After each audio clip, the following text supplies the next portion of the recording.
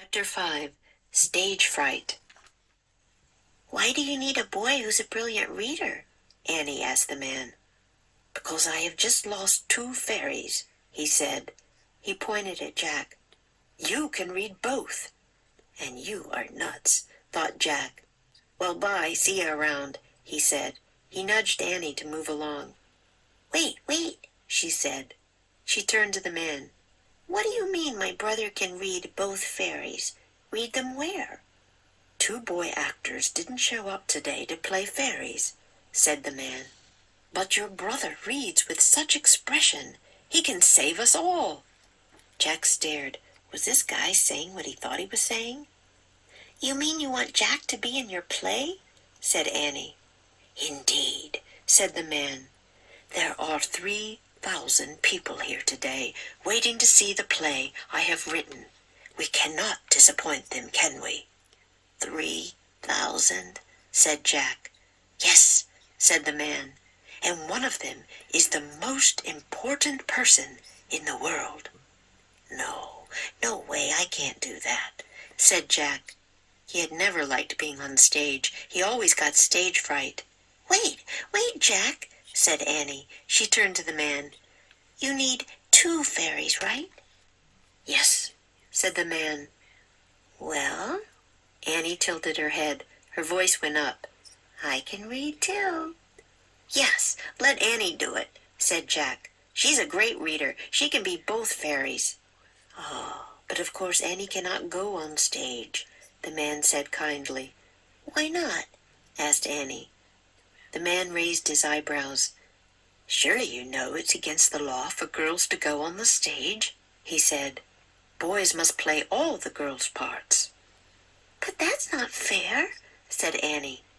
"Indeed 'tis not, but we cannot change the law now," said the man. He turned to Jack.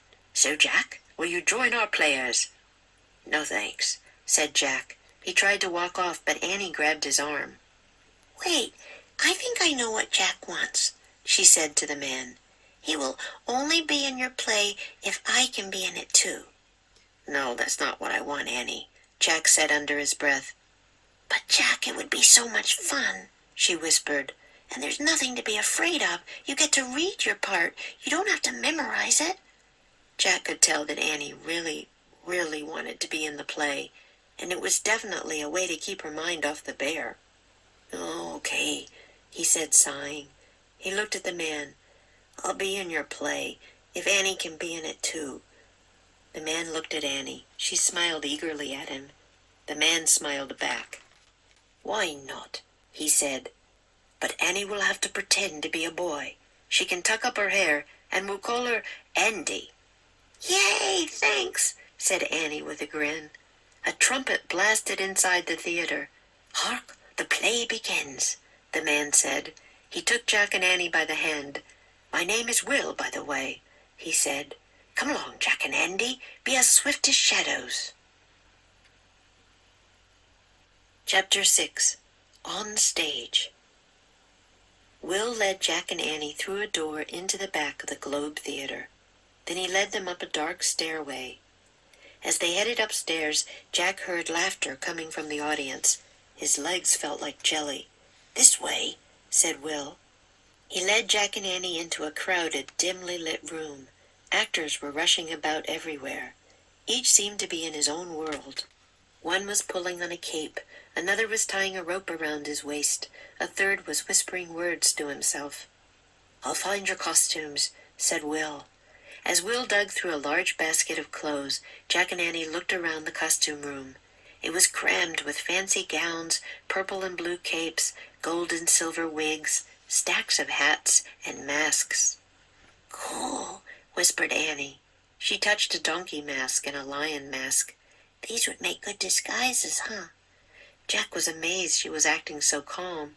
Didn't she know they were about to stand in front of 3,000 people? The thought made him break into a sweat. His stomach felt fluttery. "Here," said Will. He handed them green tunics, hats, and slippers. "Put these on, no time to dally. Your parts come up soon." Jack and Annie slipped behind a curtain and changed into their costumes. As they put on their hats, Annie hid her pigtails. When they came out, Will handed them each a small scroll. "Here are your roles," he said.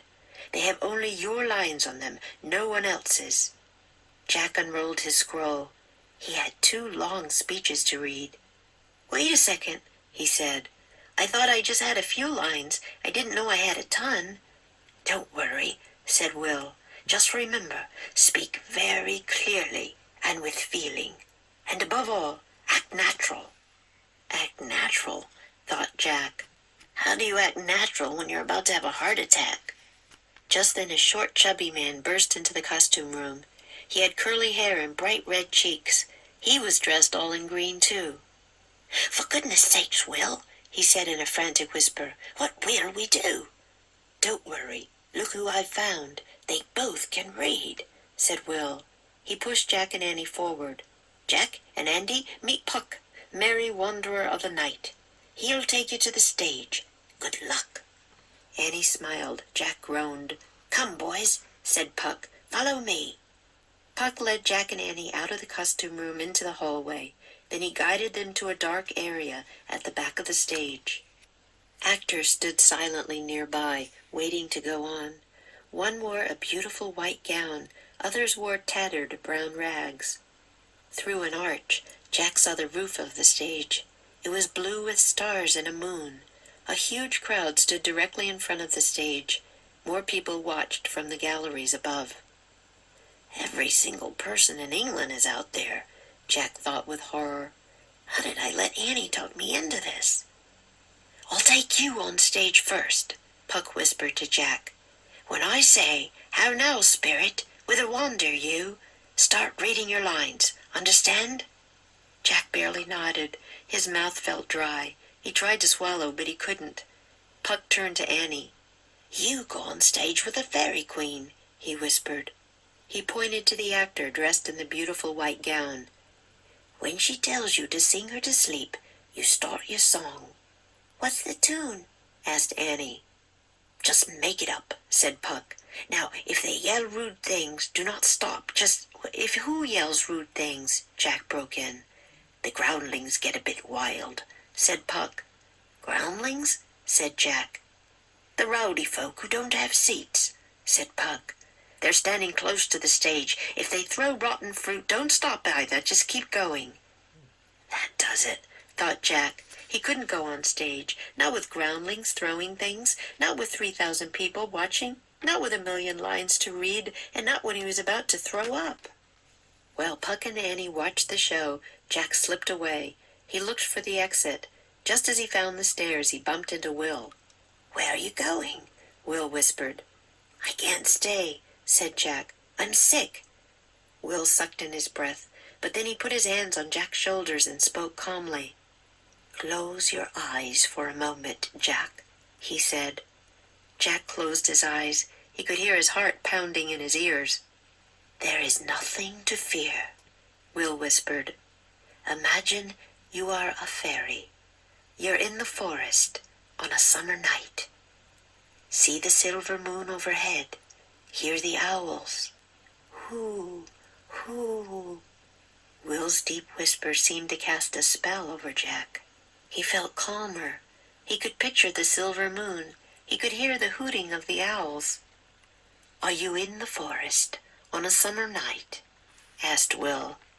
Jack nodded. "If you believe that, the audience will believe it too," whispered Will. "We're on," whispered Puck. The chubby actor ran to Jack. He grabbed his hand and pulled him along. Before he knew it, Jack was on stage. ㅅ매직트리하우스 Book 25 Stage Fright on a Summer Night Chapter 5 and 6. Chapter 5 Stage Fright. Under one's breath. Jack said under his breath. "Be afraid of. There's nothing to be afraid of. Be in." Jack could tell that Annie really wanted to be in the play. Keep one's mind off. It was definitely a way to keep her mind off the bear. Grab hold by the sin. He took Jack and Annie by the hand. Chapter 6 On Stage. Words to oneself. A third was whispering words to himself. Dig through. As Will dug through a large basket of clothes, Jack and Annie looked around the costume room. Break into a sweat. The thought made him break into a sweat. Talk into. How did I let Annie talk me into this?